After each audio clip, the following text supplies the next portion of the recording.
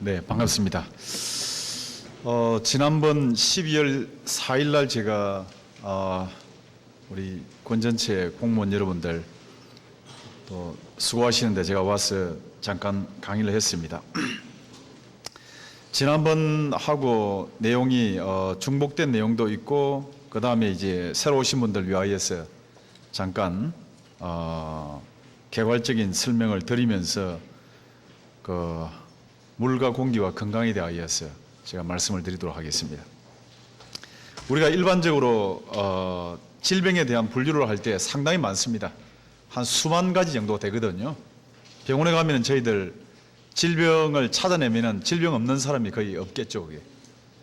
그래서 이제 한국에서는 대표적으로 암이 사망의 제1 원인이고 그 다음에 심장질환, 뇌질환, 고혈압, 당뇨라든지 각종 이제 관절염이라든지 또 아니면은 뭐 위의 염증이나 장염이나 그 다음에 이제 특히 한국 사람은 4,700만 중에서 한 350만 명 정도가 간염, B형 간염, C형 간염으로 고통을 받고 있는데 이런 거 감염성 질환, 그 다음에 이제 내분비, 호르몬에 문제가 있는 질환이라든지 또 소화기 질환을 우리가 분류를 하고 있습니다.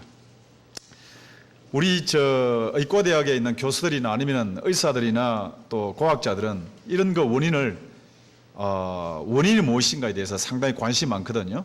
그래서 1차적으로 이제 유전인자, 암에는 뭔가 유전인자가 있을 거라는 그런 생각에 있어 열심히 유전인자를 찾고 있습니다. 그 다음 두 번째로는 감염. 한 10년 전만 하더라도 암이 박테리아가 박테리아에 의해서 암이 생긴다 이런 학설을 부르짖으면 바보 취급받았습니다. 그 이유가 많겠죠. 이제 암은 전염병이 아니지 않습니까? 그죠? 그런데 암을 일으키는 것이 박테리아가 원인이 있다, 또 아니면은 바이러스가 원인이 있다 이런 말을 하게 되면 다 바보 취급했죠. 하지만 이제 그런 학설이 예를 들면은 위암 같은 경우에는 헬리코박터라는 박테리아가 일으킨다는 설을 이제 정설로 받아들이고 있거든요. 오랫동안 주장했던 호주에 있는 그 의사, 과학자는 상당한 그 바보 취급을 당하면서도 줄기차게 위암을 일으키는 것은 헬리코박터라는 박테리아가 일으킨다 해서 인정을 받아서 노벨상까지 받는 그런 일이 벌어집니다. 한 20년 전만 하더라도 간암에 대하여서는 많은 사람들이 바이러스 설에 대해서 부정했습니다. 하지만은 이제 B형 간염이나 C형 간염을 방치해두면은 암에 걸린다는 그런 것을 이제는 정설로 받아들이고 있죠. 그 외에도 이제 저희들이 각종 이제 폐기력이라든지 폐렴이라든지 이런 거 감염에 의한 원인으로 보고 어릴 때 저희들이 백신을 맞는다든지 또 아니면 조심하게 됩니다. 그 다음에 세 번째는 독성에 대한 문제가 있습니다. 독성에 관련되어져 있는 이런 것으로 인하여서 이런 각종 질병이 생기지 않는가에 대해서 그래서 이제 독성에 대한 것은 최근에 뭐 중국에서 멜라민이라든지 그 다음에 저희들이 방부제나 항생제 문제에 대해서 상당히 많은 그 의견을 또 많은 경고를 듣게 됩니다. 이러한 그 유전과 감염과 독성은 의사의 영역이고 그 다음에 과학자의 영역이고 우리 일반인들과는 별개의 문제처럼 생각되지만은 제가 지금까지 한 20년 넘게 많은 환자들 그 다음에 많은 사람들하고 같이 접촉을 해보면은 유전과 감염과 독성에 의해서 질병의 고통을 겪기보다는 거의 90% 이상이 생활 습관 문제입니다. 생활 습관에 문제가 있는 분들이 사실은 암이나 심장질환이나 뇌질환, 고혈압, 당뇨에 노출 가능성이 굉장히 많죠. 예를 들면은 고혈압은 부모님이 고혈압이면은 자녀가 고혈압이 된다는 그런 설이 강력합니다. 유전인자 설이죠. 당뇨도 마찬가지입니다. 그런데 부모님이 고혈압 환자일지라도 자녀가 유전인자를 가지고 있다 손치더라도 정상적으로 식사를 하고 그 다음에 음식을 짜게 먹지 아니하고 지방식을 섭취하지 아니하고 운동하고 몸을 조심하면은 고혈압에 노출될 가능성이 거의 없습니다. 그런데 반대로 유전인자가 없다 손치더라도 부모님이나 할아버지나 정조, 고조 할아버지까지 누구도 고혈압 환자가 없다고 가정한다 손치더라도 만약에 짜게 먹는다든지 비만이라든지 그 다음에 지방식을 섭취한다든지 운동하지 아니하고 술과 담배를 좋아하면은 고혈압 걸릴 확률이 대단히 높다는 것이 정설이죠. 그러니까 무슨 말이냐면 유전과 감염과 독성에 대한 원인이 있다 손 치더라도 내 생활 습관이 좋으면은 이런 유전과 감염과 독성의 원인으로부터 상당히 피할 수 있는 그런 상황이거든. 그 퍼센테이지를 따져보니까 10%, 10% 이하다 이 말이거든. 그래서 이제 많은 분들이 그러면 생활 습관에 어떠한 문제로 인하여서 우리가 이러한 그 암이나 또는 고혈압이나 또는 당뇨에 노출되는가? 그것은 대부분 다가 우리의 생활 습관 중에서 결정적으로 차지하는 게 우리 입으로 들어가는 겁니다. 사람의 입으로 들어가는 것은 세 가지거든요. 사람 몸으로 들어가는 것 중에 대표적인 것이 바로 물이고 그 다음에 음식이고 공기입니다. 그리고 좀 더 구체적으로는 사람의 인체는 60쪽에 세포로 되어 있는데 물과 음식과 공기로 되어 있죠. 다른 것으로 되어 있지 않습니다. 뭐 보약으로 되어 있는 것도 아니고 특수한 물질로 되어 있는 것도 아니고 우리가 매일마다 마시는 물, 매일마다 섭취하는 음식, 그 다음에 매일마다 흡입하는 이 공기, 구체적으로 이제 산소이죠. 물과 음식과 공기로 사람의 인체는 이제 구성이 되어 있는데 이것을 이제 좀 더 구체적으로 설명을 드린다면은 저희들이 잘 알고 있는 내용입니다. 사람이 힘을 얻기 위해서는 에너지가 필요합니다. 그 에너지를 만들어내는 3대 영양소가 탄수화물, 지방, 단백질이죠. 밥이나 빵이나 당분이나 또는 이제 지방이나 단백질. 이런 그 3대 영양소는 우리 몸의 칼로리, 열량, 그 다음에 에너지를 뭐 말은 다 다르지만 같은 말입니다. 칼로리를 만든다라든지 또 아니면 열량을 만든다든지 또는 에너지를 만든다는 말. 이런 그 3대 영양소의 탄수화물, 지방, 단백질이 있는데 이 3대 영양소가 실제적으로 우리에게 필요한 에너지를 만들어내고 근육을 만들고 세포를 구성하기 위해서는 반드시 엔자임이라는 효소가 필요합니다. 다른 말로 말씀드리면 불수시개죠. 이런 불수시개를 가지고 탄수화물, 지방, 단백질이 우리 몸에 필요한 에너지가 주어지고 세포를 구성하는데 근데 반드시 뭐가 일어나냐면은 노폐물이 발생합니다. 나무를 태우게 되면은 뭐가 생깁니까? 재와 연기가 생겨요. 사람의 몸에도 똑같은 일이 벌어집니다. 탄수화물, 지방, 단백질이 효소의 도움으로 작용으로 에너지를 발생하는 그 과정에 반드시 결과적으로 노폐물이 발생하거든요. 이 노폐물을 구체적으로 탄수화물은 밥이나 빵이나 당분은 어떤 노폐물을 우리 몸속에 만들어내냐면 이산화탄소라는 가스를 발생합니다. 그 다음에 에너지로 전환되지 아니하는 혈당, 다른 말로 이제 고혈당이라고 그러죠. 그 다음에 운동하는 가운데에 근육 속에서 생기는 젖산이라는 것. 그래서 이제 병원에 가서 혈액 검사 통해서 혈당이 높게 되면은 우리는 당뇨병이라고 진단을 받게 되는 거죠. 그 다음에 젖산이나 이산화탄소가 몸에 가득 차게 되면 만성 피로증을 느끼게 됩니다. 그 다음 두 번째로는 지방은 탄수화물의 약 2배 정도의 에너지와 열량과 칼로리를 만들어냅니다. 대단히 중요한 에너지 원이죠. 그 지방이 에너지로 바꾸어지지 아니하고 우리의 또는 신경의 세포라든지 또는 신경에 관련된 조직으로 변화되지 아니하면 호르몬으로 변화되지 아니하고 우리 몸에서 돌아다니는 것을 우리는 고중성지방, 고지방산, 고콜레스테롤이라는 말을 쓰게 됩니다. 이것은 이제 구체적으로 우리 몸에 어떤 질병을 남기냐면 비만이나 지방간이나 동맥경화나 고혈압이나 심장질환, 뇌질환. 예를 들면 지방을 잘 섭취하지 않는 사람과 지방을 많이 섭취하는 사람의 대장암의 발병률을 보면은 지방을 많이 섭취하는 사람이 압도적으로 높습니다. 여성들 경우에는 자궁암이 압도적으로 높죠. 그 다음에 남성들 경우에는 전립선암이 압도적으로 높습니다. 그 다음에 여성들은 유방암이 높죠. 살이 찐 사람의 유방암 걸릴 확률과 살이 찌지 아니한 사람이 유방암 걸릴 확률을 비교하면은 살이 찐 사람이 압도적으로 높습니다. 남성도 마찬가지죠. 몸에 체지방이 높은 사람과 체지방이 낮은 사람의 전립선 비대증이나 전립선 암을 비교해 보면은 체지방이 높은 사람이 압도적으로 높죠. 그래서 이제 암에 관련되어 있는 전문가들이 이렇게 이야기하지 않습니까? 유방암에 걸리지 않으려면 또는 전립선 비대증에 걸리지 아니하려면은 반드시 하루에 10,000보 정도, 하루에 40분 내지 1시간 동안은 꼭 걸어야만이 유산소 운동을 해야만이 암에 걸리지 않는다는 그런 스포츠학에서 주장을 많이 합니다. 자, 그 다음에 세 번째는 3대 에너지 영양소 중에서 단백질. 단백질의 쓰레기는 암모니아라는 가스와 요소와 요산과 크레아틴과 시스테인이라는 아미노산입니다. 단백질은 대단히 중요하죠. 근육을 만드는 중요한 요소이고 우리의 체세포를 만드는 대단히 중요한 물질입니다. 그 다음에 우리 몸에 항체를 만든다든지 또는 효소를 만드는 중요한 물질이죠. 필수적인 그런 생명의 에너지이지만은 이것이 우리 몸 속의 에너지로 전환되는 과정에 또는 세포로 구성되어지는 그 과정에 대사 과정에 발생하는 쓰레기가 바로 뭐냐면은 암모니아나 요소, 요산, 크레아틴, 시스테인입니다. 예를 들면 암모니아가 간에 지나치게 차게 되면은 간에 혼수가 일어납니다. 머리에 차게 되면 혼수 상태 빠지는 거죠. 우리가 간염에 걸린 사람들이 마지막에 복수가 차고 혼 상태 빠지는 원인 물질이 바로 암모니아죠.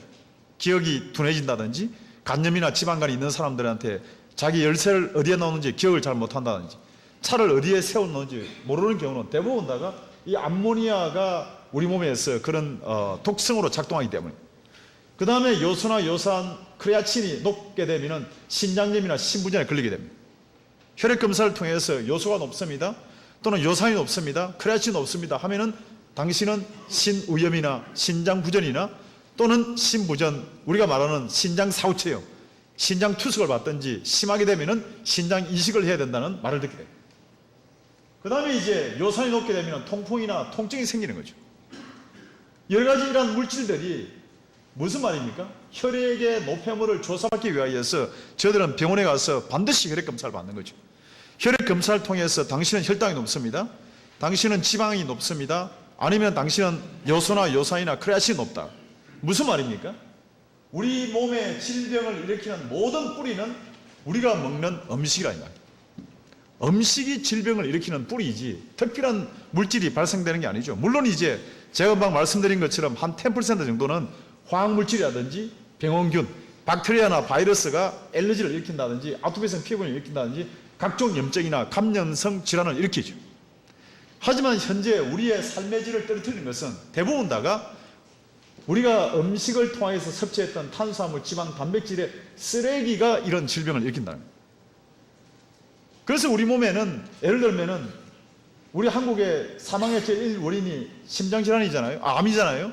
두 번째가 심장질환이고, 심장질환인 것은 심장을 둘러싸고 있는 관상동맥에 뭡니까?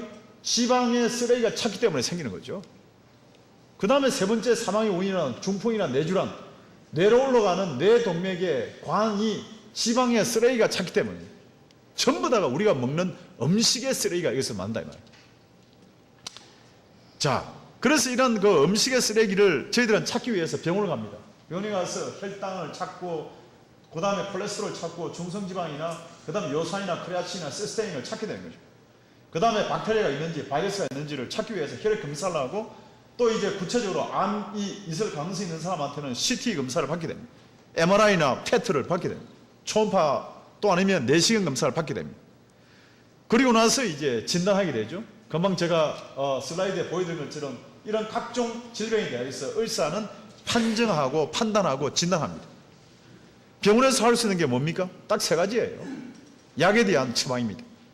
혈당이 높으면은 당뇨를 조절하는 약, 그 다음에 혈압이 높으면은 혈압을 조절하는 약, 각종 이제 약을 투여하는 거죠.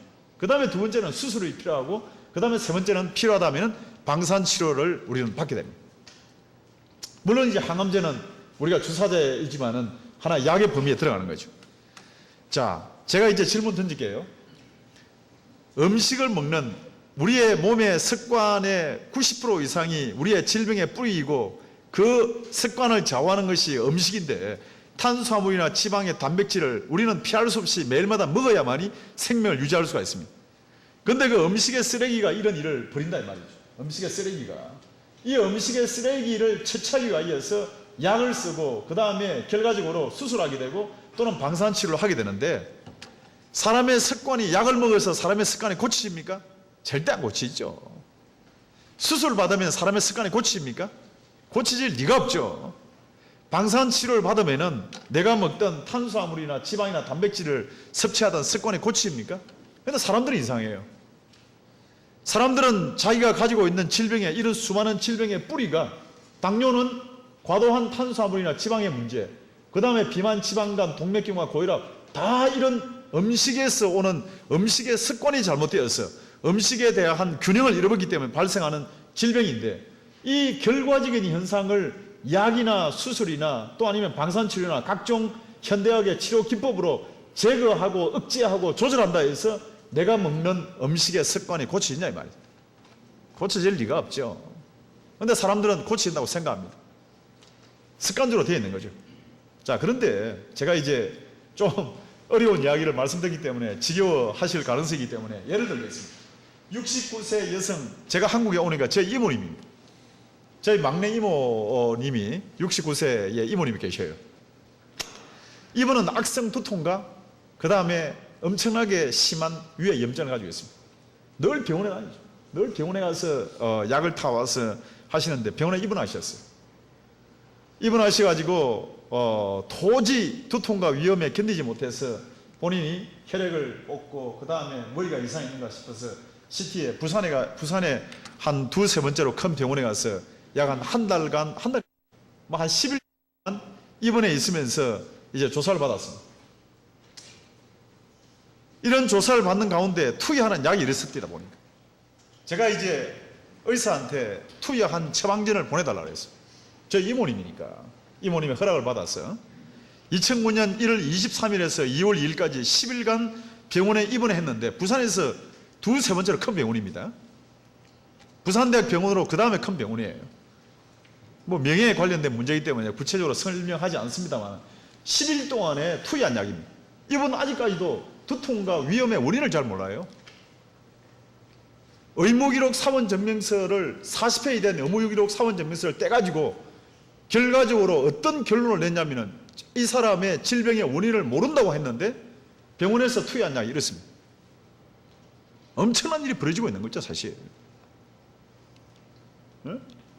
변비약에서부터 위장운동 조절제부터 촉진제, 위장약, 위궤양치료제, 식욕촉진제, 편두통, 항파킨슨제, 뇌신경활성제, 편두통약, 소염진통제, 그 다음에 심지어는 마약성 몰핀 진통제에 투여하더라고요.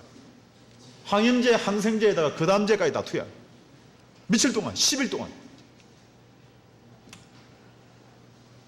미국 같으면은 고발당합니다. 이 정도 엄청난 약을 투여. 한국 병원에 예사로 벌어지는 일들이에요, 이게. 한국 병원에서.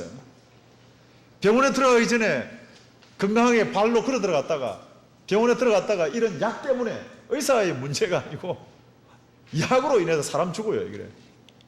왜? 머리에 내가 가지고 있는 두통과 위험, 위의 통증이 약으로 치료할 수 있다고 믿고 있잖아요.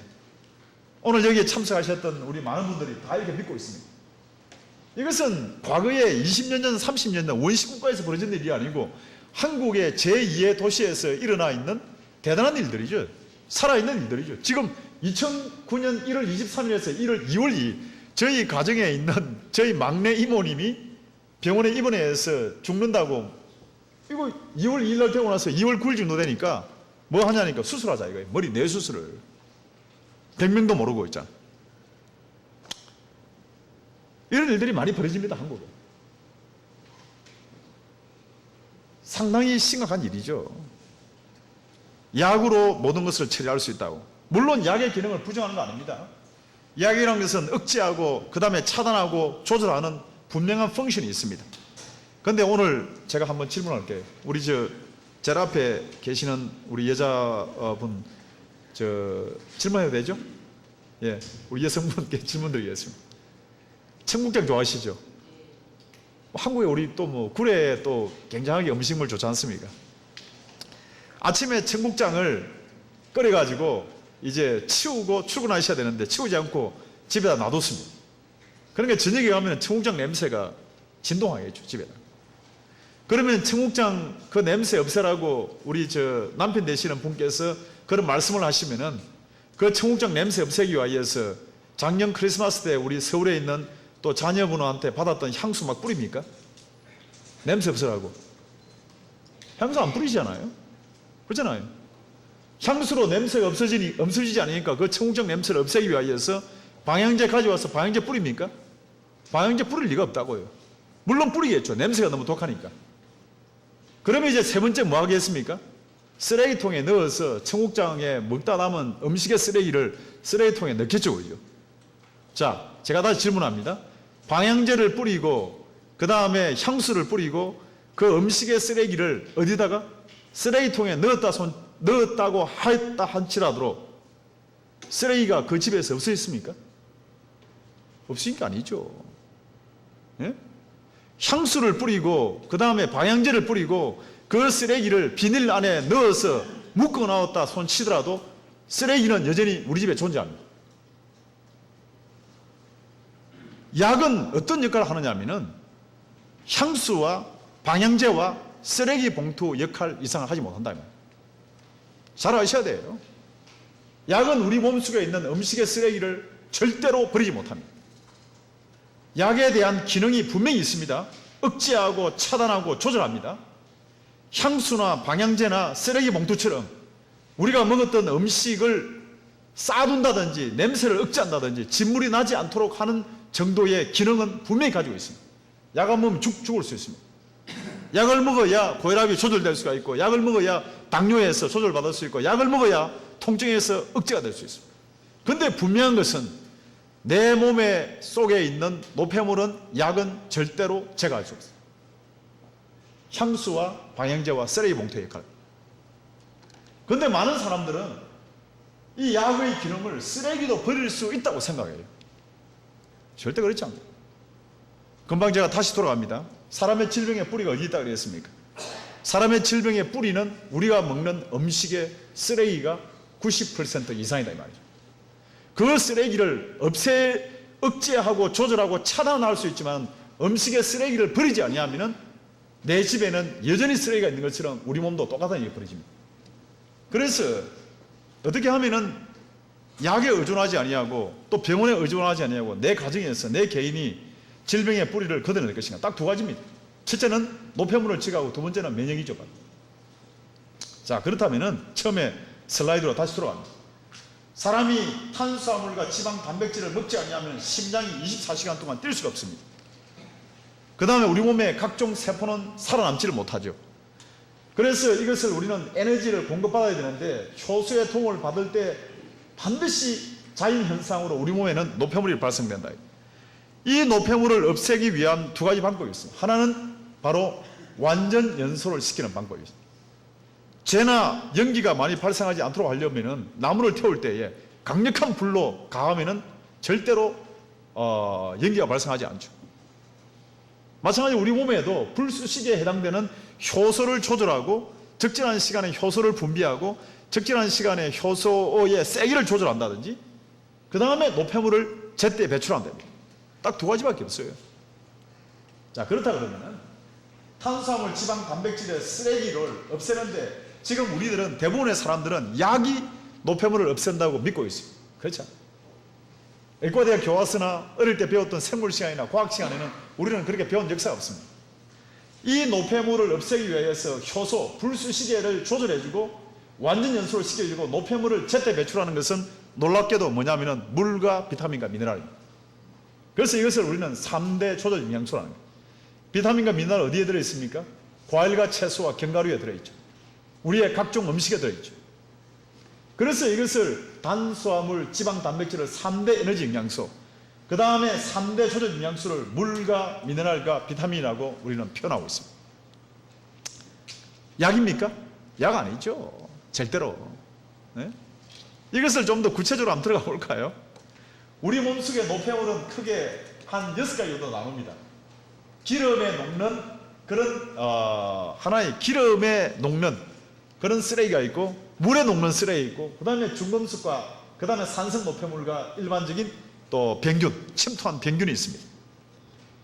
이러한 것을 없애기 위해서 금방 제가 말씀드린 것처럼 지용성의 쓰레기는 비타민 A, D 같은 지용성 바이타민이 없애고 수용성은 비타민 B나 C가 없앱니다. 그 다음에는 중금속이나 산성이나 병균 각종 우리가 미네랄이 합성해서 밖으로 끄집어내죠.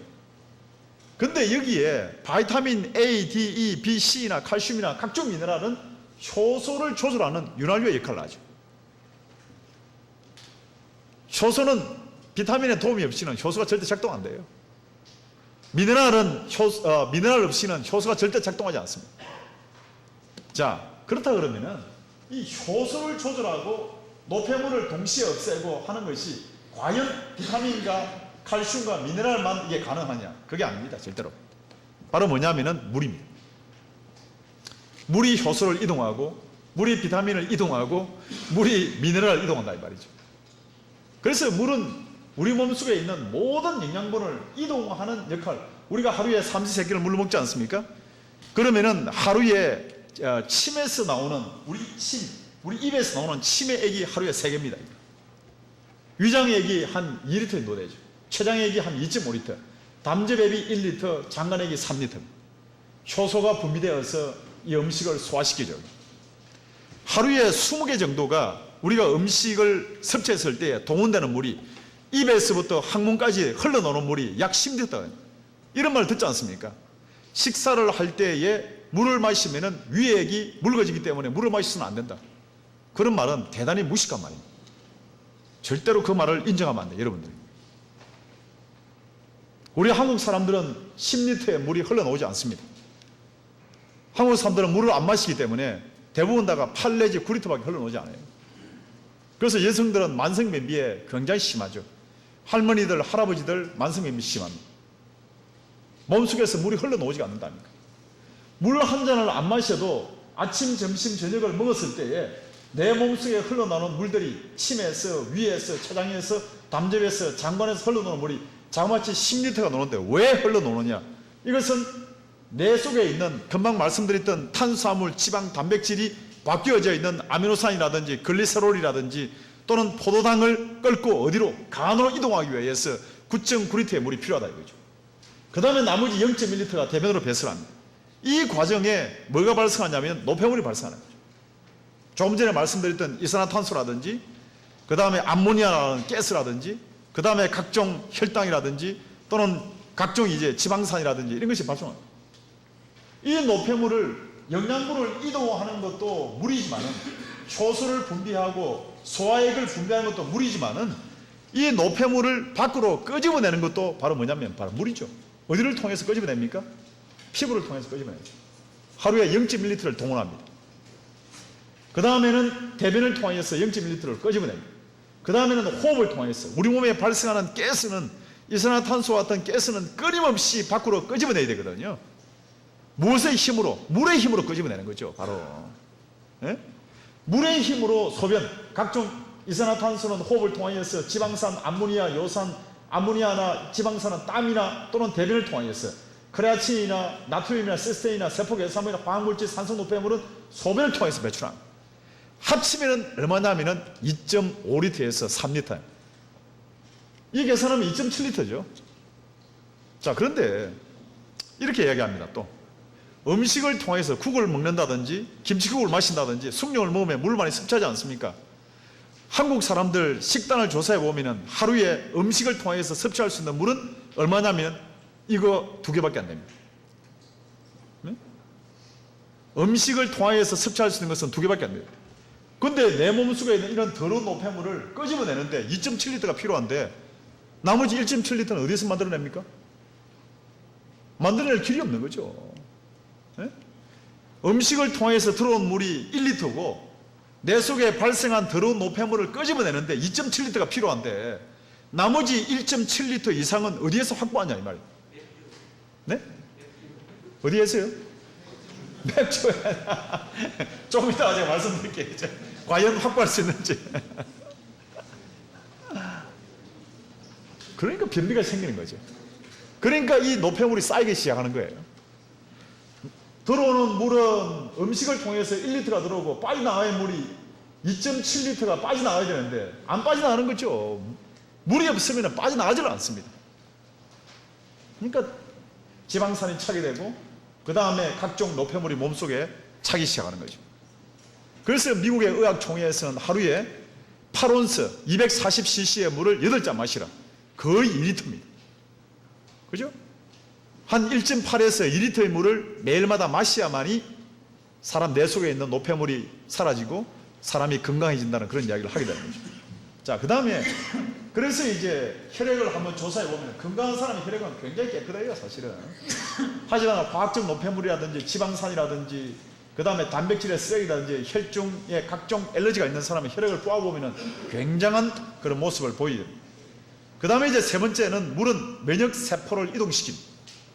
우리 몸속에는 하나의 그 거미줄처럼 혈관이 있고 그 다음에는 림프관이 움직이죠. 그 속에는 적혈구나 백혈구나 그 다음에 각종 면역에 관련되어 있는 T림파구가 움직입니다. B림파가 움직이는 거예요. 외부의 혈액 안이라든지 외부의 화학물질이나 약물 내성균이나 노폐물이 침투하면은 이것을 우리는 인식합니다. 기억합니다. T림파구가 간염균이구나, 에이즈균이구나, 그 다음에 매독균이구나, 또 아니면은 임균이구나, 또 아니면은 감기 바이러스구나 인식하는 거죠. 그 다음에 두 번째로는 B림파구에다가 명령합니다. 우리 몸 안에서 벌어지고 있는 일들이에요. 항체를 만들려고 명령하면은 그 다음에 만드는 것이 뭐냐면 항체를 만들어서 이 각종 노폐물이나 균들을 포획합니다. 그 다음에 세 번째로는 T림파구와 백혈구가 공격하고 배출하고 제거하는 거예요. 한 2000페이지 정도 되는 면역학을 지금 한 장의 슬라이드로 여러분들에게 지금 설명드리는 거예요. 면역이라는 것은 뭐냐면 인식하고 기억하고 명령하고 포획하고 공격하고 배출하고 제거하는 것을 우리는 면역이라는 말을 쓰게 됩니다. 이 면역의 세포인 T림파구나 B림파구나 백혈구 원료가 뭡니까? 보약입니까? 특수한 약입니까? 특수한 주사입니까? 절대 아니죠. T림파구나 B림파구나 백혈구의 원료는 물과 음식과 공기입니다. 네? 한국에 보니까 신문에다가 대문짝만하게 이것을 먹으면 면역의 기능이 증가된다. 물론 일시적으로 증가할 수가 있겠죠. 근거가 있으니까 그런 말을 쓰겠죠. 하지만 우리는 태어날 때부터 죽을 때까지 단 하루도 면역이 멈추면 안 됩니다. 모든 사람은 엄밀한 의미 하에서 과학적으로 따진다면 다 암 환자지. 정상적인 사람일지라도 5,000개에서 10,000개 정도는 암세포를 다 가지고 있습니다. 암세포를 가지고 있지만 우리 몸속에 이런 T림파구나 B림파구나 백혈구가 정상적으로 작동하기 때문에 우리의 암세포가 정식되지 않는 거죠. 그것이 정식되어서 10년, 짧은 사람은 5년. 그래서 눈으로 확인할 수 있고 혈액 검사를 확인할 수 있는 것이 당신은 암의 초기다, 암의 1기다, 2기다, 3기다, 말기라고 표현하는 거죠. 뭐냐면은 면역의 세포의 뿌리는 음식입니다. 그 다음에 이러한 면역세포 T림파구나 B림파구나 백혈구를 자유롭게 혈관, 림프구, 그 다음에 세포 사이로 이동시키는 물질이 뭐냐면 바로 물이다. 물이 없으면 절대 이동 못합니다. 물이 면역세포를 이동한다. 그래서 물의 기능은 크게 세 가지. 음식을 영양분을 이동하고 그 다음에 노폐물을 배출하고 그 다음에 면역을 이동하고. 처음에 그랬잖아요. 우리의 질병의 뿌리는 바로 음식의 쓰레기인데 이 음식의 쓰레기를 밖으로 끄집어낼 수 있는 파워를 가지고 있는 것은 물밖에 없다.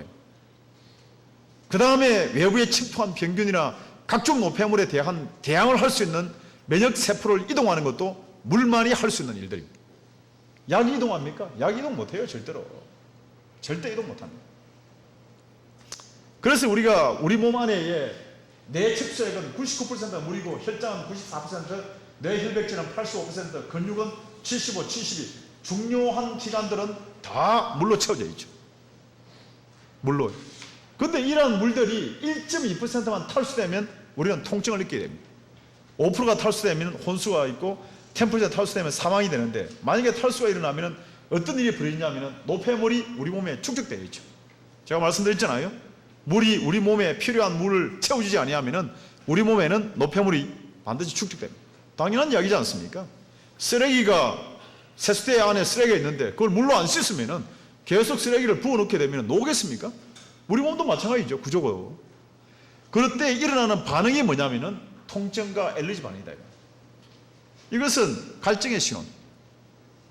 내가 머리가 아프고 위가 아프고 근육통이 생기고 내 몸이 아프다는 것은 그 통증의 뿌리를 파고 들어가 보면은 노폐물이고 그 노폐물의 원인은 바로 탈수에서 벌어진다 이 말이에요. 이것은 thirst 시그널, 한마디로 갈증의 신호이죠. 그런데 많은 사람들은 어디로 갑니까? 목이 마르면은 금방 조금 전에 말씀하시는 것처럼 맥주로 손이 갑니다. 시원한 맥주로 손이 가잖아요.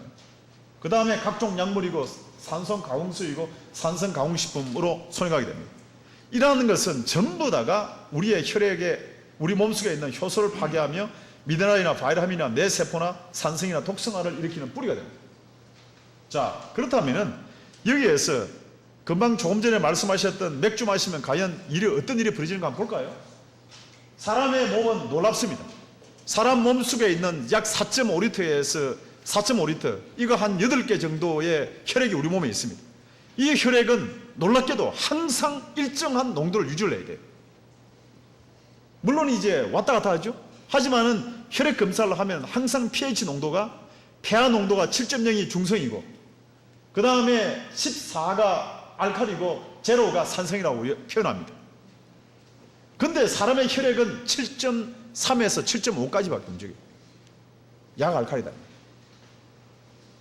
그 다음에 오염되지 아니한 자연수, 오염되지 아니한 빗물, 오염되지 아니한 바닷물, 오염되지 아니한 지하수는 전부 다가 혈액의 농도와 거의 비슷합니다. 우리가 먹는 채소, 바이타민, 미네랄, 필수 지방산은 전부 다 알칼리입니다. 그런데 우리 몸속에 있는 탈수를 시키는 물질들, 우유나 커피나 콜라, 사이다, 위스키, 소주, 정종, 와인, 각종 건강음료, 게토레이라든지 포카리 스웨트, 포카리 스웨트가 이름에다가 알칼리라고 되어 있지만 알칼리 아닙니다. 산성입니다. 조사해 보면. 그 다음에 식초나 간장, 된장, 고추장, 김치, 역삼탑 정수기에서 나온 물, 집에서 달아난 여러분들 가정에서 많이 쓰고 있는 역삼탑 정수기에서 나오는 물은 강산성입니다. 그 다음에는 체내 노폼이나 약물이나 화학물질은 전부 다가 혈액을 탈수시키는 물질들이죠. 맥주를 10잔 마시면 우리 몸에 있는 물을 14잔을 뽑아내버립니다. 아시겠습니까? 커피를 10잔 마시면 내 몸에 있는 물을 12잔을 뽑아버려요. 네? 우리 몸의 원리가 그래요. 왜? 강산성이 들어오면은 그 강산성을 방어하기 위해서 끄집어내야 돼, 밖으로. 네? 내 안에 있는 물을 총동원 다 시킵니다. 내 속에 방어하기 위하여서, 내 속에 강산성이 들어오면은 그 강산성을 방어하기 위해서 내 몸속에 있는 세포 안에서 물이 흘러나오지 않으면 사람은 죽습니다. 이래도 맥주 좋아하시는 분들은 문제가 있습니다. 네? 맥주 마시면은, 소주 마시고 정종 마시면은 물을 뽑아버려요, 내 몸속에. 내 몸속에 1.2%만 뽑아내면은 어떤 일이 벌어진다요? 통증이 생긴다니까요. 네? 가장 물이 많은 장소가 내하 수체를 건드립니다. 우리 현대인은 대부분 다가 산성 속에 있는 거죠. 가공 처리한 식품 속에는 다 산성입니다. 가공 처리한 과자, 가공 처리한 신토부리 음식, 가공 처리한 음식은 전부 다가 산성이죠. 전부 다. 알칼리성 식초는 존재하지 않습니다. 쏙지 마십시오. 알칼리성 물로 만든 식초란 말은 있어도 식초는 초산에다가 구연산이죠, 바로. 화학적으로 은밀하게 산성입니다. 그래서 혈액이 엉키게 됩니다. 혈전이 생기죠. 이게 혈관이 가슴에 있는 우리가 심장의 혈관을 막게 되면은 저희들은 심장 기능 부전을 일으킬 수 있습니다. 이런 일들이 많죠, 그게.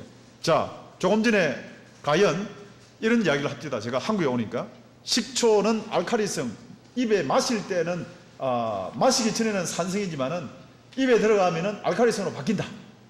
그래서 이제 뭐 각종 한국에 들어오니까 식초 마시는 사람 많습니다. 아침에 희석해서 마시는 사람들, 소화제로 먹는 사람들, 힘을 내기 위해서 마시는 사람, 과연 그럴까요? 한번 볼까요, 과학적으로? 우리가 식초를 딱 마시면은 식초는 산도가 2.5 정도 됩니다. 굉장한 초강산성이죠, 사실은. 우리가 못 살던 시대 때는 식초를 마셔야만이 대장균에서 벗어날 수 있었어요. 못 살던 시대 때는. 수돗물을 먹지 아니하고 위생적인 물을 먹지 않을 때는, 우물물을 먹을 때는, 그 다음에 대장균이 부글거리는 그런 음식을 먹을 때는 식초를 쓰지 아니하면은 부패하죠. 냉장고가 없고. 그 다음에 여름 같은 경우에는 스시는 어떻게 먹습니까? 일본에는 스시에 반드시 식초를 넣잖아요.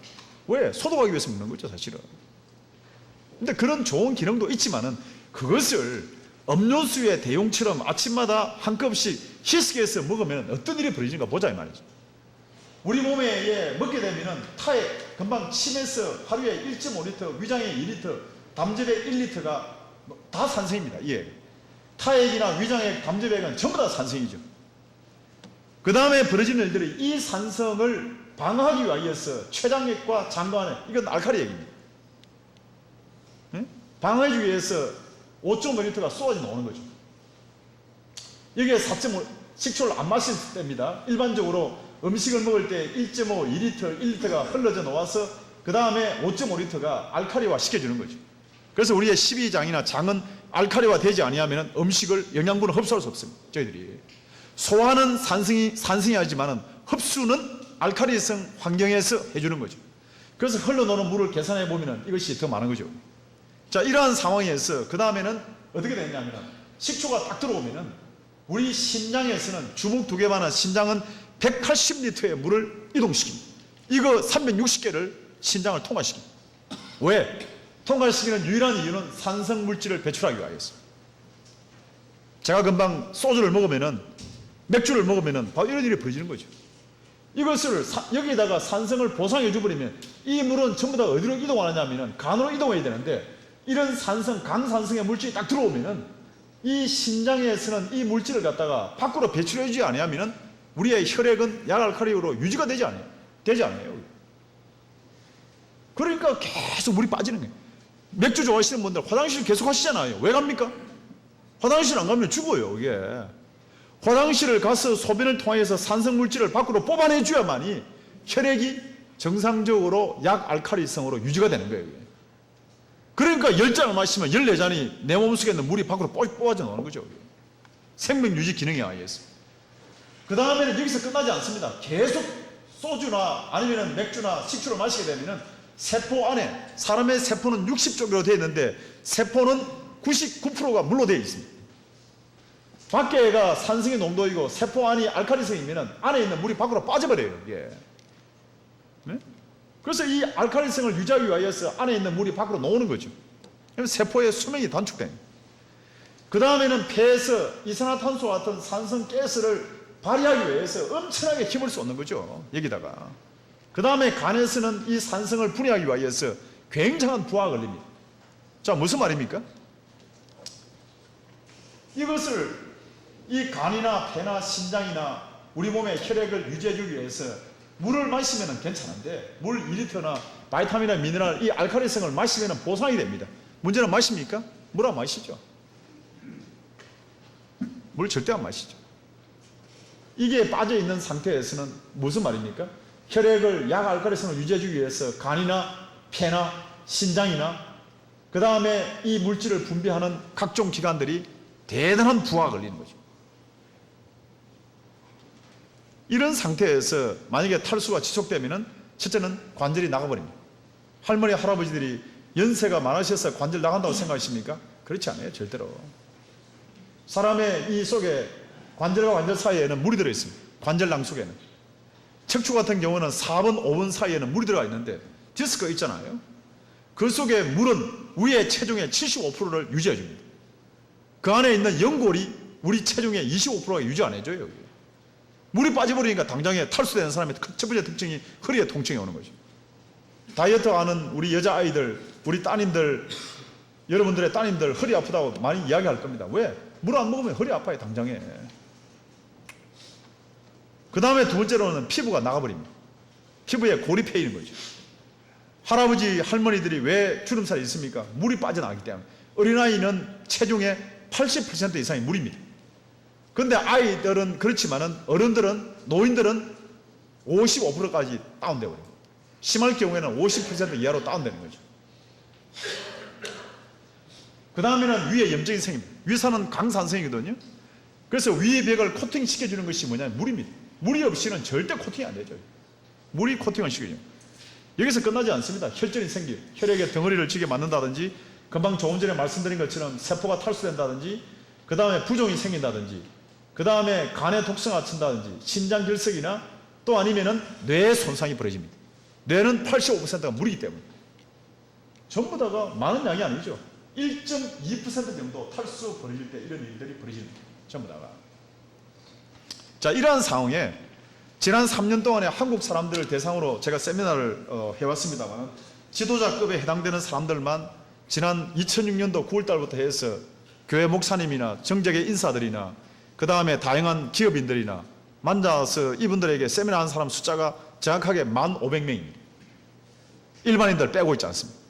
그 중에서 암 환자가 170명 있었습니다. 170명의 암 환자들 중에서 지난 10년 동안에 금방 제가 소개해드렸던 사람의 혈액과 비슷한 물을 마시는데 안 걸렸다는 사람 제한테 보고하라 하면 한 명도 없었다. 분명 사실이에요, 이것은. 암 환자의 특징은 딱 두 가지입니다. 탈수와 영양실조예요. 무슨 말을 하더라도 지금까지 지난 10년 동안에 물을 제대로 안 마신 분은 이미 암에 노출되어 있다 해도 관이 아니죠. 사실 혈액을 뽑아보면 엉망진창이죠. 혈액을 뽑아. 제가 1,500명이라는 것은 그분들의 혈액을 다 뽑은 숫자 중에서 약 170명에 미국에서 150명 지난 3년 동안의 그 데이터 말입니다. 2년 6개월 동안의 데이터가. 거기에 보면은 두 가지 특징이에요. 암 환자들의 공통점은 놀랍게도 하나같이 상담을 해보면은 저는 물 좀 마셨습니까? 하루에 한 잔, 두 잔도 물 안 마셨다는 사람이 100%예요. 주위에 있는 가족들이나 주위에 있는 친구들 한번 보십시오. 물 안 마십니다. 암 환자들 물 마시는 습관이 거의 없습니다. 그 다음에 식사, 금방 제가 말씀드린 물과 음식과 공기로 사람의 생명 유지가 되는데 음식 먹는 것을 우습게 생각하는 사람들 전부 다가 폭식하거나 편식하거나 아침을 굶거나 식사를 또 안 하거나 며칠 동안 밥 안 먹어도 나는 굉장히 힘센 사람이라 자랑하는 사람들, 대부분 사람들이 탈수와 영양실조로 암이 걸리더라고요. 왜? 물은 영양분을 이동하고 우리 몸속에 있는 더러운 노폐물을 끄집어내고 그 다음에 면역세포를 이동시키는 강력한 기능을 가지고 있기 때문에 그 물의 기능을 빼앗아버리면 당연히 영양분이 이동 안 되면 영양실조가 올릴 거고 그 다음에 면역의 세포를 이루는 영양분이 없을 거고 그 다음 노폐물이 배출되지 아니하고 그 다음에 면역이 활동이 안 되니까 암에 노출되는 거죠. 그래서 우리 몸에는 대단한 방어 기능이 있습니다.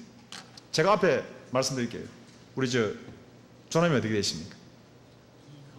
예, 윤생님 심장에 암 걸렸다는 사람 들어봤습니까? 지금까지 살아오면서 심장에 암이 걸렸다는 사람을 들어본 적 있습니까? 심장은 암이 없어요. 우리 몸에 다 암이 있는데 유일하게 암이 걸리지 않는 부분이 심장입니다. 뇌도 암이 걸리고 간이나 폐나 또는 췌장이나 위 다 암이 걸리는데 피부에도 암이 걸리고 눈도 암이 걸리고 코, 혀도 암이 걸리는데 암이 안 걸리는 유일한 부분을 찾으라면 심장입니다. 왜 심장에 암이 걸립니까? 네? 심장은 네 가지이기 때문에 암이 안 걸려요. 이것은 우리의 오늘 건강관리법과 똑같습니다. 첫째, 심장은 산소가 대단히 풍부합니다. 그 다음에 두 번째는 심장은 에너지가 항상 일정하게 공급이 돼요. 다른 부분은 다 에너지가 공급되지 않더라도 심장만큼은 영양분이 정확하게 공급되는 장소입니다. 그 다음에 세 번째가 뭐냐면은 심장은 운동을 합니다. 엄마 뱃속에서부터 장기가 형성될 때부터 죽을 때까지 끊임없이 규칙적으로 운동을 하는 거죠. 그 다음에 마지막에 네 번째가 뭐냐면은 심장은 혈액으로 채워져 있습니다. 혈액의 94%가 물이거든요. 물로 채워져 있다 이 말이에요. 산소가 풍부하며 그 다음에 두 번째로는 에너지가 일정하게 공급되며 운동을 하며 그 다음에 마지막으로 물이 풍부한 환경에서는 절대로 암이 안 걸려요. 심장은 암이 걸리지 않습니다. 그래서 우리가 물을 마시면 되는데 우리 몸속에 물을 안 마시게 되면 물 마시라는 신호를 보내게 됩니다. 아프다, 즐겁다, 괴롭다, 힘들다 하는 그런 그 느낌을 감정을 알게 하는 시상하부의 갈증의 중추가 있습니다. 그래서 우리가 물 마시면 됩니다. 그런데 사람 참 이상합니다. 또 제가 질문 좀 던지겠습니다.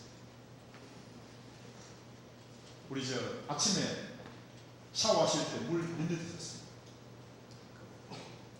샤워할 때 물 한 컵 씁니까? 얼마 쓰신다고요? 네. 몸 씻는데 물 지금 어느 정도 쓰신다 생각하시죠? 5개밖에 안 써요, 이거.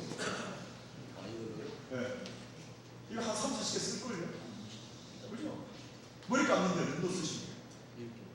10개 정도 쓰죠. 한 5리터 쓰죠. 발 닦는데 저녁에 이제 퇴근하시고 돌아가시면 발 씻는데 어느 정도 쓴다고 생각하십니까? 10개 정도 쓰잖아요. 사람 이상. 얼굴 씻고 그 다음에 머리 감는데 쓰는 물의 양이 적어도 2리터, 3리터. 적어도 있지 않습니까? 발 씻는데 적어도 4, 5리터를 써요. 근데 우리 몸 속에 있는 혈관, 입에서부터 항문까지가 10m, 혈관의 길이를 혈관을 다 뽑아내면 12만 km.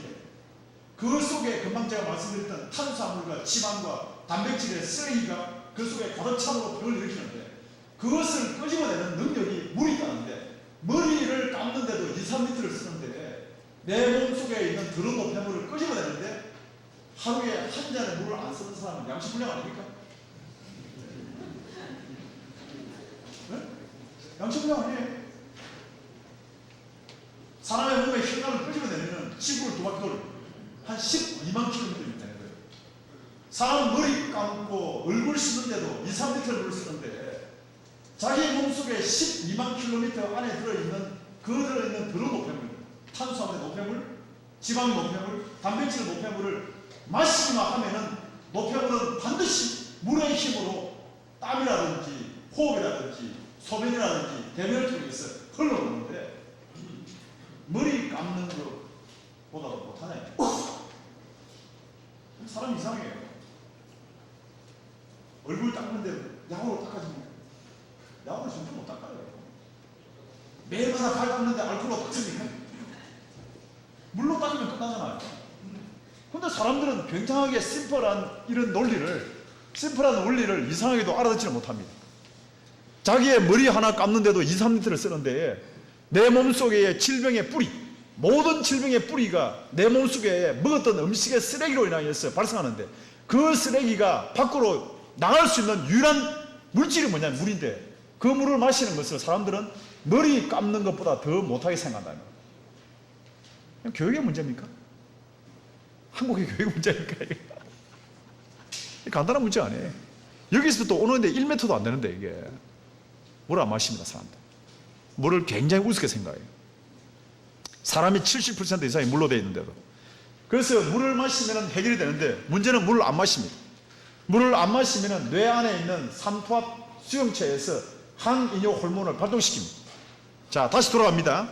하루에 내가 음식을 통해서 1리터만 섭취하고 그 다음에 밖으로 노폐물을 끄집어내는 데에 2.7리터 이상의 물이 필요한데 물을 안 마십니다.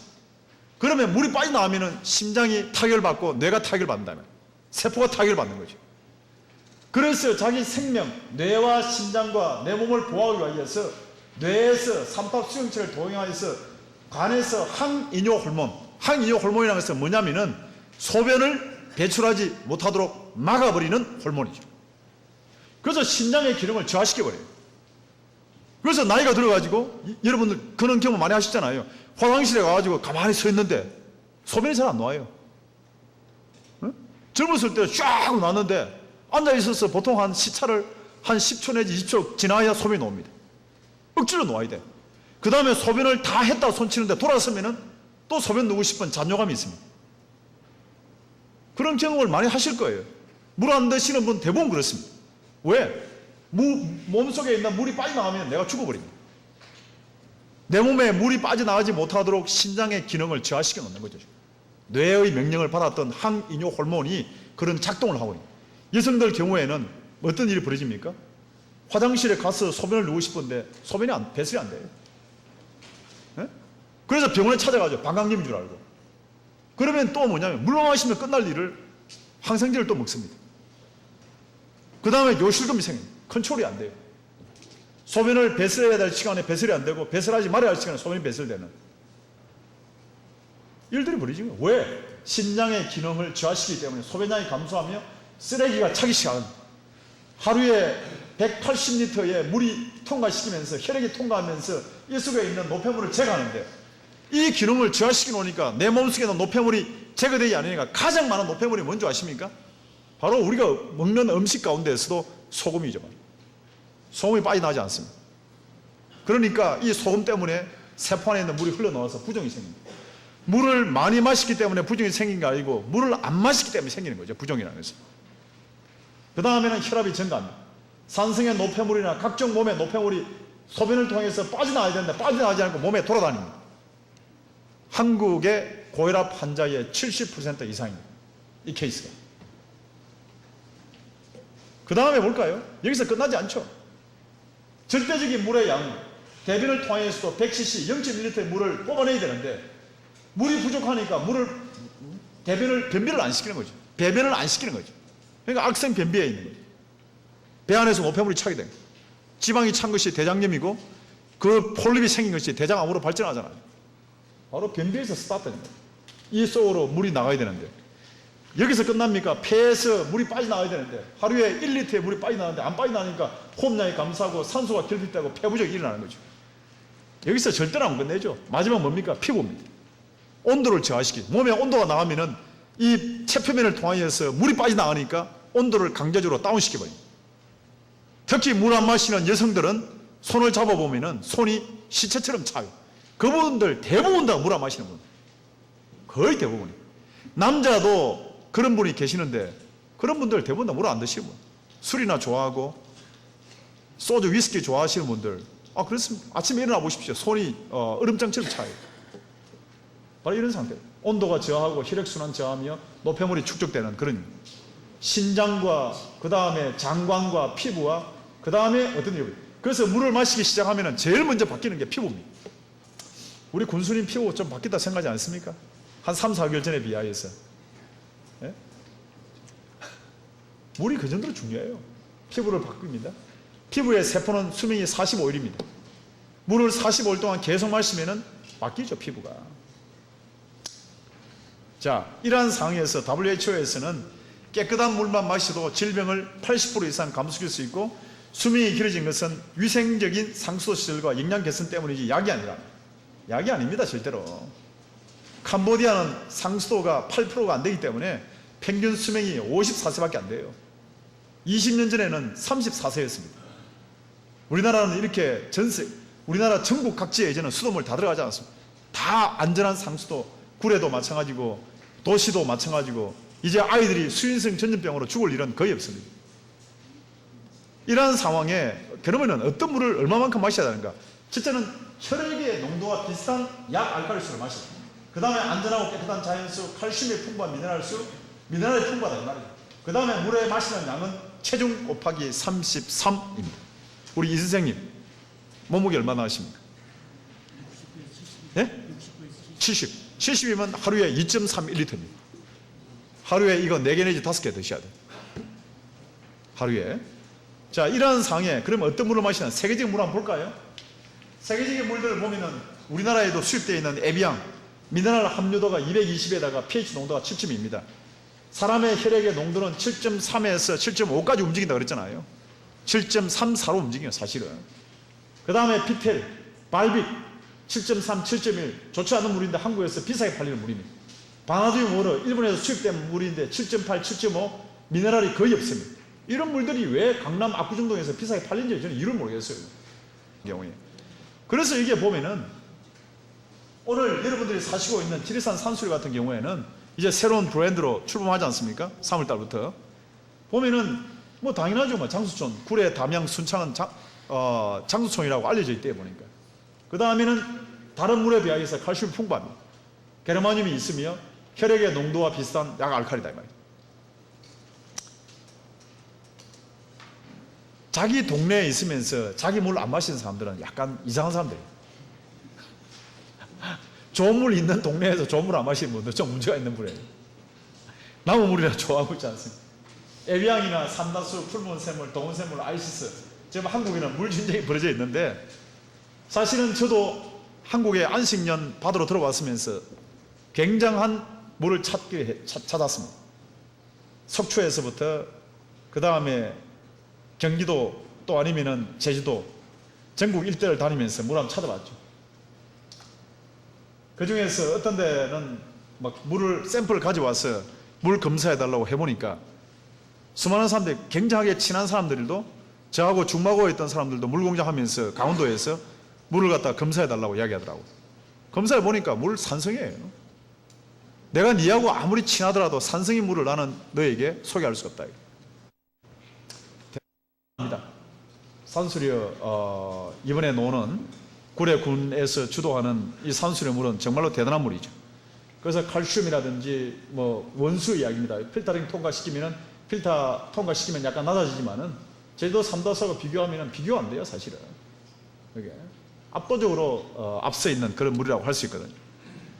그래서 이러한 상황에 있는데, 자, 두 번째로는 제가 한 물과 공기에 대한 주제로 있으니까, 자, 그 다음 공기 한번 볼까요?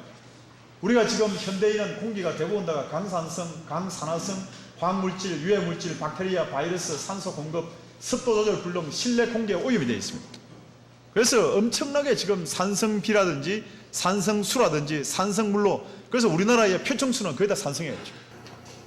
동네에 있는 약수들은 거의 다 산성입니다. 알칼리수가 거의 있습니다. 왜? 우리 나라 전체가 지금 산성비로 오염되기 때문에 떨어져 있는 물들이 탈춘수는 대부분 산성이 부족합니다. 그래서 이러한 상황에 우리가 만약에 이런 그 탈수되는 상태에서 우리가 공기를 마시면 공기가 21% 공기가 되거든요. 이 공기 속에 산소가 들어있는데 탈수나 노폐물, 음식의 노폐물이나 약물이 있게 되면 이 산소는 어떻게 바뀌냐면 독으로 바뀝니다. 부분적으로 독으로 바뀌어요. 그것을 우리는 슈퍼옥사이드 또는 활성산소, 레디컬 옥시즌이라는 단어로 표현합니다. 그래서 이 산소의 구조가 어그러지면 전자가 하나 튀어져 나와버려요. 여기. 가운데는 핵이고 전자가 이렇게 쌍을 이루고 정형을 유지를 하고 움직이는데 탈수가 되고 노폐물이 축적되고 약을 먹게 되면 우리 몸속에 있는 전자가 떨어져 나갑니다. 그러면서 이 산소의 구조가 어그러지면서 우리 몸의 세포를 공격합니다. 가장 산소가 많은 장소를 공격해요. 우리 몸에서 가장 산소가 많은 장소가 어디냐면은 심장입니다. 심장을 때리는 거죠. 그것이 바로 심근경색입니다. 심장 발작의 뿌리죠. 그 다음에 두 번째 산소가 풍부한 장소는 뇌입니다. 뇌를 때리는 거죠. 뇌경색이죠. 바로. 그래서 유명한 활성산소설이거든요. 우리 몸속에 있는 산소가 풍부한 장소부터 공격하니까 세포 산화와 뇌질환, 심장질환, 각종한 당뇨병, 면역질환이야. 자, 이러한 유해 산소와 활성산소가 왜 벌어집니까? 벌어진 이유가 뭡니까? 탈수예요, 탈수. 물을 마시지 않으면 이런 일이 벌어져요. 유 선생님, 어떻게 하면 좋겠습니까? 유해 산소나 활성산소가 안 생기기 위해서 어떻게 하면 좋겠습니까? 물 마시면 되잖아요. 엄청나게 쉬운 일 아닙니까? 어? 이게 너무 쉬운 이야기니까 사람들이 믿어지지가 않아요. 어? 어려워야 되는데 돈도 엄청나게 많이 들고 노력도 많이 하고 그 다음에 애도 많이 써야 되는데 이게 너무 쉬우니까 사람들이 실천이 안 되는 거예요. 너무 쉬우니까. 그 다음에 이제 두 번째가 뭐냐면은 이런 전자를 품고 있는 물질이 있습니다. 그게 뭐냐면은 바로 과일과 채소 안에 들어있는 물과 함께 있는 바로 바이타민이죠. 그래서 이것을 발견한 이 원리를 체득하신 분이 20년 전부터 한국에다 알린 분이 누구냐면은 바로 서울대에 계시는 이광재 교수님이죠. 항산화 바이타민 C를 지금 많은 사람들이 알리고 있지 않습니까? 이 세포를 공격하지 못하도록 하나의 커버링, 엔타이스키는 항산화제, 엔타이옥사이던트가 바이타민이다. 그래서 이런 바이타민은 전자를 품고 있다가 빠져나간 부분을 채운다 해서 바이타민을 하루에 매일마다 먹으십시오. 어디에 들어있습니까? 음식에 들어있죠. 사실. 우리의 과일과 채소에 들어있죠. 견과에 들어있고 물과 바이타민과 미네랄이라는 이 말이에요. 자, 이러한 상황에 우리 여기 무슨 폭포입니까? 수락폭포입니까? 예. 이런 그 폭포 잎에 가면은 기분이 굉장히 좋습니다. 저희들이 물이 떨어지는 장소에 가면은 굉장히 기분이 좋아요. 왜 기분이 좋으냐면은 이런 기분이 좋다는 것을 처음에 많은 사람들이 좀 특이하게 생각했어요. 왜 폭포 근처 가면 기분이 좋고 산림속에 가면은 기분이 상쾌하고 물론 산소가 풍부하고 여러 가지 이론이 있죠. 페톤치드가 있다라든지 이론이 있지만은 그렇지만은 폭포 잎에 가면은 뭔가 서늘한 기분이라든지 상쾌한 기분이 왜 들까 이거예요. 1915년도 노벨 물리학상을 받았던 레나드라는 사람이 그 이론을 발견했죠. 가서 폭포 잎을 조사해 보니까 폭포에 있는 공기는 단순한 공기가 아니고 음이온, 음전하를 품고 있는 공기가 우리로 하여금 굉장히 기분을 좋게 한다. 그래서 이런 물이 강한 압력으로 인해서 떨어지면서 분쇄가 되면서 가운데 있는 전자가 하나의 물을 품을 때에 어떻게 벌어지냐면 음이온이 된다는 유명한 음이론 이론입니다. 그래서 이제 폭포 근처라든지 폭포의 근처에 음이온을 카운트해 보면 한 10만 정도, 나이아가라 같은 경우에는 엄청난 강력한 낙차를 가지고 떨어지기 때문에 근처에 가서 측정해 보면 한 10만 정도 나온다고 일반적으로 보고 있습니다. 해변에는 파도가 치는 해변에 한 8만 정도, 1cc 안에 설탕 정도, 각설탕 사이즈 안에 들어가는 이온수를 음이온을 카운트해 보니까 이 정도 나온다 이 말이죠. 그 다음에 지난번에 제 스텝하고 와가지고 일찍 강연에 올 때 도착해가지고 측정해 보니까 굴의 숲 같은 경우에는 한 10,000 정도 나옵니다. 굴의 숲 같은 경우. 차를 몰고 저 위로 올라가서 이 기계를 가져와서 한번 측정해 보니까 상당합니다. 그 다음에 시내, 우리가 서울 시내 거리에는 한 200 정도, 아파트의 실내는 150, 병실은 100밖에 나오지 않아요. 공기가 양이온으로 가득 차 있다. 이러한 상황에 음이온의 효과를 우리는 다른 말로는 공기 비타민이라고 부르는 히브리 대학에 있는 술만 교수라는 사람은 이게 공기가 단순한 공기 아니다. 조사를 내보니까 굉장합니다. 혈압이나 혈당이나 지방산이나 적혈구, 그 다음에 산, 효소, 이뇨작용, 혈중 질소, 수면 효과, 진통 효과, 발모, 굉장한 효과가 있다는 것을 지난 한 70년 동안에 수많은 학자들이 조사하기 시작한 거죠. 여러분이 음이온이라는 말을 많이 듣지 않습니까? 뭐 음이온이 노는 팔찌, 뭐 음이온이 노는 전기매트, 그것은 거의 대부분 다가 굉장히 미미해요, 사실은. 사람의 인체에 효과를 줄 수 있는 퍼센테이지를 따지면은 0.01%도 되지 않습니다. 그런데 이런 음이온 효과를 보니까 세포를 재생하고 혈액을 정화시키고 자율신경을 조절하고 면역 활동을 정진하니까 사람들은 산으로 가자, 자연으로 가자, 바닷가에서 살자, 이런 거 친환경적인, 친자연적인 그런 가슴이 생기는데, 이것을 가정에서 재현해 보겠다고 시도한 사람들이 있습니다. 숲속에 있는 또는 폭포에 있는 것을 재현해 보자는 것이 뭐냐면 바로 강한 플라즈마, 고전압 방식을 써서 이걸 만든 기계들이 한국에 많이 나돌아다닙니다. 50만 원, 100만 원씩 막 나돌아다니더라고. 이것을 문을 닫아놓고 켜놓으면 사람 죽습니다. 왜? 오존과 산화질소의 가스가 발생되어 있습니다. 절대 터시면 안 돼요. 고전압 방식으로 시내에서 흔히 팔고 있는 50만 원, 100만 원짜리 그런 일본에서 수입된 제품이라든지 미국에서 수입된 거라든지 한국 국내에서 만든 고전압 방식은 오존 가스를 맡으면 사람이 죽을 수 있어요. 아이들은. 특히 노인들은.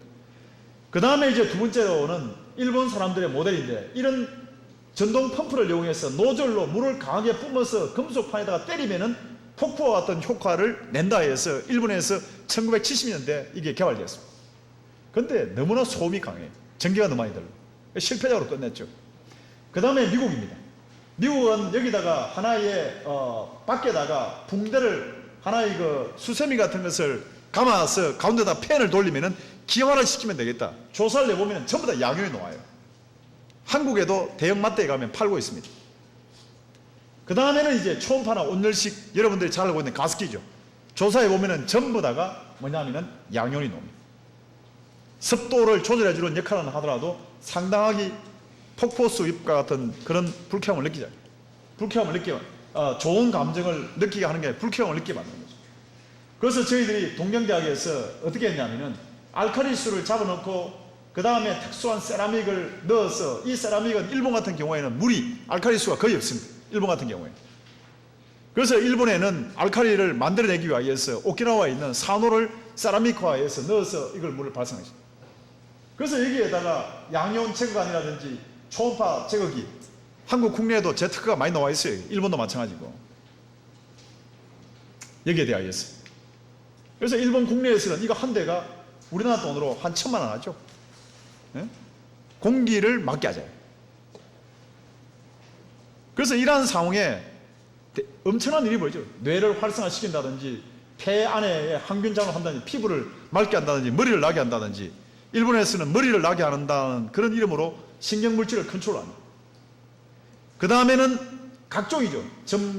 비강 전망을 보호하고 항산화작용, 항균작용, 항염작용, 자율신경 활동을 조절하고 세로토닌 분비를 조절하고 우울증을 개선하며 불수면증, 진통효과입니다.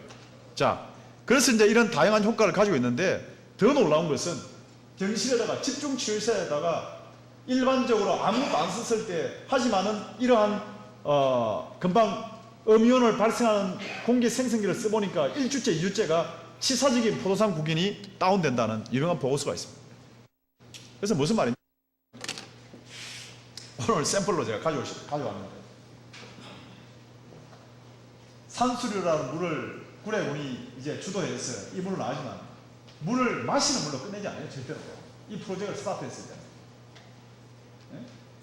우리가 예사로 수돗물을 담아서 그냥 이런 그 물에다 하는데, 우리 지난번에 11월달에 구례군을 처음 방문했을 때 군수님께서 이런 말씀 하시더라고요. 구례에 있는 공기를 모아서 한국의 서울이라든지 공기 안 좋은 곳에 팔 수 있는 시대가 올 거라고. 정말 옳은 말씀이에요.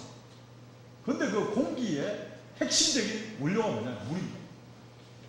물이 없는 곳에는 공기가 좋지 않아요, 절대로. 그 물을 이용해서 가정에서, 우리 실내에서 지리산과 같은 그런 노고단과 같은 공기, 친환경 같은 공기, 그 다음에 구레와 같은 공기를 지연시키고자 하는 그 물이 여기에 나온다. 이 물에 그런 효과예요. 마시고 흡입하자. 처음에 무슨 말씀드렸습니까? 물과 음식과 공기죠. 말이에요. 이것을 인식하고 사시는 분들이 얼마나 계시는지, 예? 구례군에 있는 한 3만 명 정도 되시는 우리 국민들께서 정말로 구례가 가지고 있는 이 엄청난 자산, 원유를 뽑아서 개발해서 정유 회사를 차려서 그 다음에 그 정유 회사 차린 것을 가지고 개솔린까지 받아내려면 엄청난 돈이 들어요. 근데 물은 넣어서 뽑으면은, 예를 들면은 개솔린 미국 같은 경우에 물 1리터에 에비앙 하나가 1,500원입니다. 수입값보다 훨씬 비싸요. 개솔린보다 훨씬 비쌉니다. 물이 개솔린보다 비싼 시대에 접어들었다. 21세기에 지금. 이 엄청난 자산을 구례군이 가지고 계시거든. 그래서 제 개인적인 비전은 건강 세미나 이제 마치겠습니다만은, 물과 음식과 공기를 통하여서 우리는 해결하지 못할 일이 없습니다. 여러분들이 삶 속에서 내 속에 있는 모든 더러운 노폐물은 약이 없애주는 것이 아닙니다. 약은 억제하고 차단하고 조절하는 기능은 있지만은 일시적으로, 하지만은 우리가 매일마다 마시는 물, 매일마다 흡입하는 공기, 매일마다 섭취하는 그 음식을 통하여서 내 속에 있는 더러운 노폐물을 끊임없이 끄집어내고 면역세포를 이동하고 영양분을 공급한다는 이 사실을 우리 기억하시면서, 여러분 개인의 건강뿐 아니라 그 다음 우리와 함께 있는 많은 직원들이나 또 국민들의 건강 문제를 생각해서 우리 구례군 안에서 물 마시는 운동, 그 다음에 물을 통하여서 놀라운 여러분들의 건강 회복의 역사가 일어나기를 개인적으로 바라고 있습니다. 감사합니다.